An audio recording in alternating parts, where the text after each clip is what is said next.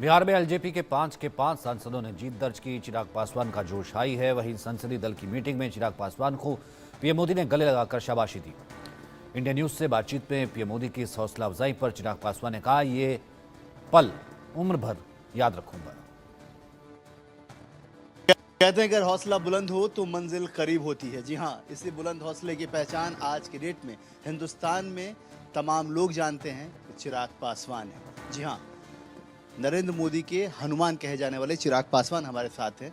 चिराग, पहले तो बहुत बहुत बधाई, बहुत मुबारकबाद। Thank you. कैसा लगता है जब इतनी मेहनत के बाद जब वो फल? स्वाभाविक है, अच्छा लगता है। परिश्रम का फल मीठा होता है, ये स्कूल में बचपन में हम लोग को सिखाया जाता था। सब्र का फल भी मीठा होता है, ये भी सिखाया जाता था। इन दोनों चीज़ों को अपने जीवन में मैंने धारण करने का प्रयास किया। मेहनत भी जमकर की और सब्र भी उतना ही रखा। कभी हिम्मत हौसला नहीं खोया। कई उतार चढ़ाव से आप जानते ही हैं, पिछले 2-3 साल कई उतार चढ़ाव भरे रहे मेरे लिए, व्यक्तिगत तौर पर भी, राजनीतिक तौर पर भी, मेरी पार्टी के लिए भी काफ़ी कठिन रहे। ऐसे में जिस तरीके से पार्टी को आज एक नई पहचान मिली है, इसका श्रेय जहां एक तरफ मैं बिहार की जनता को दूंगा, तो वहीं पूरी तरीके से अपने पार्टी के हर एक कार्यकर्ता, हर एक नेता को भी दूंगा। और साथ ही में प्रधानमंत्री जी को खास तौर पर उनका वो विश्वास मुझ पर, नहीं तो ये कोई सामान्य बात नहीं है कि एक सिंगल सांसद वाली पार्टी को आप 5 सीटें उठाकर दे दें लड़ने के लिए। तो ऐसे में मतलब इतिहास में हम लोगों ने देखा है गठबंधन राजनीति में कि जो दल होते हैं उनकी सीटें कई बार 1-2 कम हो जाती हैं, बट एक सिंगल सांसद को 5 सीटें उठा के दे दी जाए लड़ने के लिए, ये विश्वास जो मेरे प्रधानमंत्री ने मुझ पर रखा, खुशी मुझे इस बात की भी है कि मैं उनके विश्वास पे खरा उतर पाया। उन्होंने मुझे 5 सीटें लड़ने के लिए दी, मैंने उनको 5 सीटें जीत कर दी। तो ऐसे में मेरे मनोबल को ये बढ़ाता है। यकीनन पार्टी एक नई ऊंचाइयों पर है आज की तारीख में। ये पार्टी के हर एक नेता कार्यकर्ता के लिए भी गर्व की बात है। और जो कुछ भी हुआ ये सब मेरे नेता, मेरे पिता आदरणीय रामविलास पासवान जी का आशीर्वाद है। उनके आशीर्वाद से ही आज पुनः पार्टी नई ऊंचाइयों तक पहुंची। वक्त के थपेड़ों ने बहुत कुछ सिखाया है आपको, बहुत समझाया है। जो ये साल रहा, जो खास तौर पे 3 साल का जो वक्त रहा, जो बहुत क्रिटिकल था आपके लिए, एक तो सबसे बड़ी चीज़ है कि आपके जो बट वृक्ष कहे जाने वाले आपके पिताजी आपके सर पे नहीं थे, माता जी बहुत साथ रही आपके। ये जो वक्त रहा, इसमें इतनी मुश्किलों के बाद कभी लगा ऐसा कि परिवार के तौर पे, परिवार के बड़े के सदस्य के तौर पे, जो अब नहीं है आपके साथ चाचा, उनका रहना या उनकी अपनी जिम्मेदारी निभाना उनको चाहिए था? मुझे नहीं पता आसिफ भाई, मतलब किसको क्या जिम्मेदारी निभानी चाहिए थी, नहीं। मुझे लगता है मैं कोई भी नहीं हूँ किसी को भी इस बात का एहसास दिलाने के लिए।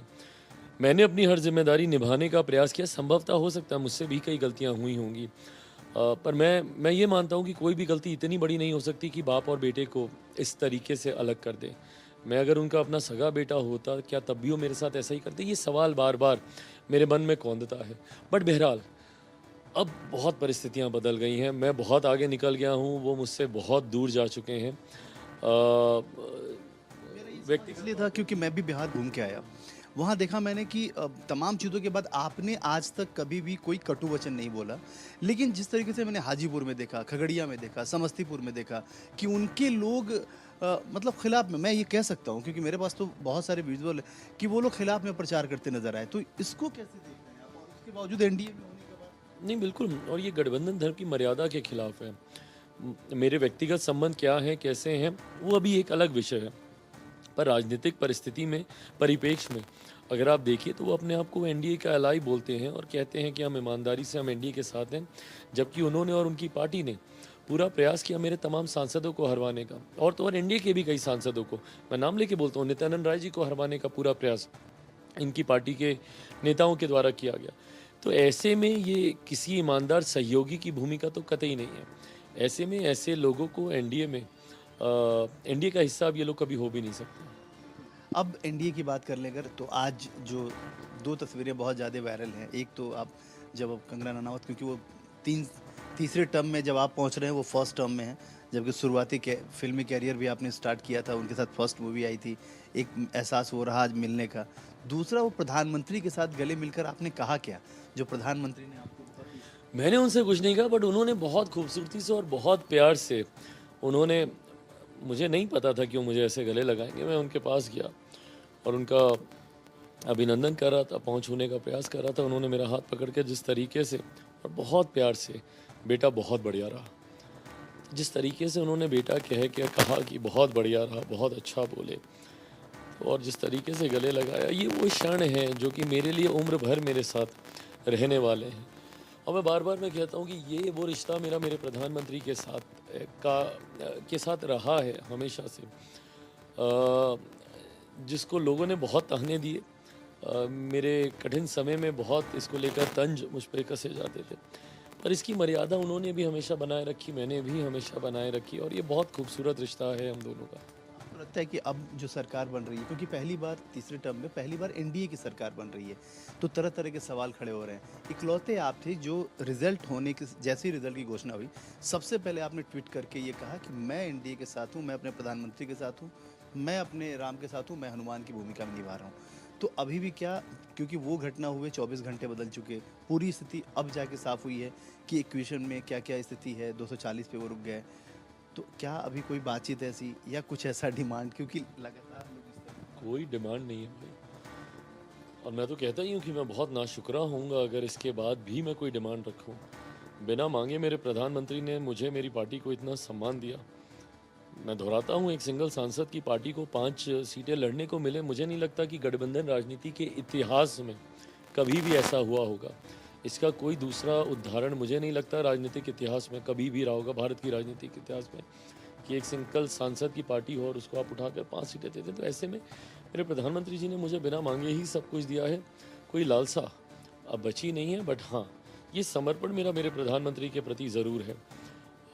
जो मैंने ट्वीट भी किया, मुझे नहीं भी करने की ज़रूरत थी, क्योंकि हर कोई मेरे उस समर्पण भाव को समझता है। बट हाँ, कुछ लोग उस बीच में भ्रम फैलाने का प्रयास कर रहे थे, कोई बाएं जाएगा, कोई दाएं जाएगा, ऐसा कियास विपक्ष के नेता, विपक्षी दल करने का प्रयास कर रहे थे। कॉल आया था कि नहीं इंडिया गठबंधन की तरफ से या किसी भी के, क्योंकि माना ये जा रहा था, क्योंकि जब सबसे पहले अगर रिजल्ट की बात करें, 100% रिजल्ट की बात करें, तो वो आपके पास था। आपके बाद सभी का रिजल्ट अनाउंसमेंट हुआ कि किसी को 12 हुआ, किसी का, चाहे नीतीश जी की बात करें या टीडीपी की बात करें, उसके बाद, लेकिन सबसे पहले आपका रिजल्ट घोषित हुआ कि 5 आप लोगों ने जीत। तो क्या आपको इंडिया गठबंधन हर कोई मेरा समर्पण भाव मेरे प्रधानमंत्री के प्रति जानता है, ऐसे में मुझे नहीं लगता कि कोई ऐसा प्रयास करने का सोचेगा भी। आपको अब लगता है कि अब कोई ज़रूरत नहीं है किसी मंत्री पद की, किसी भी चीज़ की लालसा नहीं है, क्योंकि आप बार बार कहते हैं कि मुझे किसी चीज़ की लालसा नहीं है। और मुझे हकीकत में नहीं है। देखिए, मेरा एक लक्ष्य है, बिहार फर्स्ट, बिहारी फर्स्ट। बिहार के लिए समर्पित हूँ, बिहार को एक विकसित राज्य बनाना चाहता हूँ, उस दिशा में मैं काम करना चाहता हूँ, और उसी दिशा में मैं आगे बढ़ भी रहा हूँ। और मैं मानता हूँ कि मेरे प्रदेश को एक विकसित राज्य बनाने की क्षमता किसी में है तो मेरे प्रधानमंत्री जी में ही है। और आज एक खूबसूरत परिस्थिति है मेरे प्रदेश की, जहाँ पे डबल इंजन की सरकार है, केंद्र में भी एनडीए की, बिहार में भी एनडीए की, मेरे मुख्यमंत्री जी उसका नेतृत्व बिहार में कर रहे हैं। तो ऐसे में हम लोग बिहार को विकसित राज्य की दिशा की ओर लेकर जाएं, ये इसके लिए मैं ज़रूर प्रतिबद्ध हूँ और उसके लिए मैं ज़रूर कार्य करता हूँ। कुछ लीडर्स का ये बयान है कि चिराग जी हमेशा कहते रहे बिहार फर्स्ट, बिहारी फर्स्ट की वो लड़ाई लड़ते रहे। पिछले विधानसभा में उन्होंने बहुत ज़मीन पे तमाम चीज़ें की हैं। अब तो साफ तौर पे बीजेपी ने कह दिया कि चेहरा नीतीश कुमार होंगे, नीतीश कुमार के लीडरशिप में ही चुनाव लड़ा जाएगा। तो फिर बिहार फर्स्ट, बिहारी फर्स्ट का क्या होगा, और क्या चिराग जी? भाई क्यों नहीं होगा? क्या मेरे मुख्यमंत्री बिहार का विकास नहीं चाहते? क्या हमारी डबल इंजन की सरकार बिहार का विकास नहीं चाहती? तो मैं कौन सी कोई अजूबा बात कर रहा हूँ? मैं भी तो विकास की ही बात कर रहा हूँ। उस विकास का रोड मैप जो मेरे पास है, उसी तरीके का कम ज़्यादा उनके पास भी है, उसका सामंजस्य बैठाना है। कई ऐसी बातें हैं जिसको मैं चाहता हूं कि प्रमुखता से लागू किया जाए, जैसे रिलीजियस टूरिज्म है।